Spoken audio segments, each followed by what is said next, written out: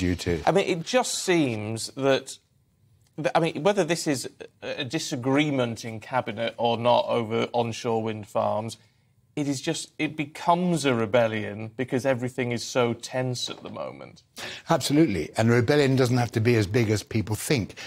Johnson got in with an 80-seat majority fab, but it's now been whittled down by a series of resignations and sackings and by-elections and one thing and another. So it only takes 35 Tory MPs to really dig their heels in, and the government's got to change course.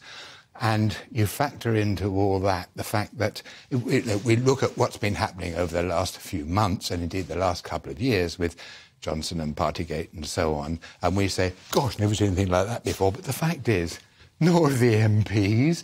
So one gets a sense almost that there's a kind of collective nervous breakdown going on there, certainly a breakdown in discipline and the usual rules. And it has to be said that those who sort of lead them, who are supposed to be setting example, you've got Boris Johnson, who behaved clearly so badly that the MPs chucked him out, and then the membership chose Liz Truss, who pretty much all those around her regard as totally weird. And so you put those two things in and, well, you know, how the little boys and girls are going to behave if the big boys and girls are behaving so badly? Yeah, well, OK, so how would you describe Rishi Sunak at the moment? Because it seems to be a bit non-charismatic. It's interesting you say that. I mean, Starmer was accusing him of being weak and so on, and in fact, he's taken that on board. I mean, first off, of course, you know, after all the chaos, he just wanted to say, look, you know, I may be a bit boring, but boring is safe. Let's go with that. Yeah. And we do at least have a government which is in with a chance of actually running the country. Call me old-fashioned saying things like that. But what I'm picking up is that on the back of being told he's weak and is not really doing very much as a technocrat, is that we can expect some fairly hardcore announcements in the next few days about cracking down on immigration and law and order and all that stuff. And also there's a wonderful irony with all this, that he's saying, look, there's absolutely no way we're going to renegotiate our terms of he's leaving the door slightly open.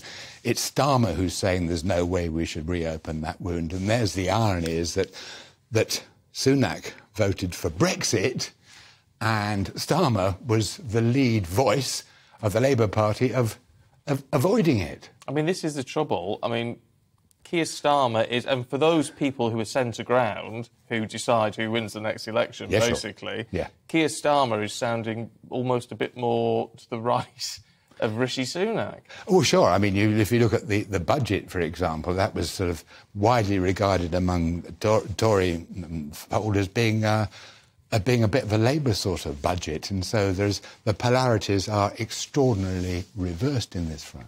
Yes, isn't that also sounding that way? Because Rishi Sunak is almost doing anything or saying anything that might just keep him in power for a bit longer, whereas Keir Starmer can afford to be a little bit more wide-ranging in his thoughts. He certainly can, and people say, well, what about his policies then? Well, you know, a lot can happen in the next 2 years. To tie himself into post-election promises is an extremely dumb idea. And therefore, as you say, he can just talk widely and say, look, you guys have cocked up everything. And, he can be more visionary, can't he? He can be more Whereas visionary. Rishi Sunak is just having to stick sticking plasters on every wound. Yes, that's right, yeah. And they multiply by the day. I mean, it's interesting when you look at the Tory backbenchers. We've had a couple of big-ish names already saying they're not going to stand at the next election, and they're supposed to make that clear in the next couple of weeks. Whether they will or not is another matter, but they're supposed to. But it is widely thought that as many as 80 will not stand at the next election, which is double the normal churn. Well, I was going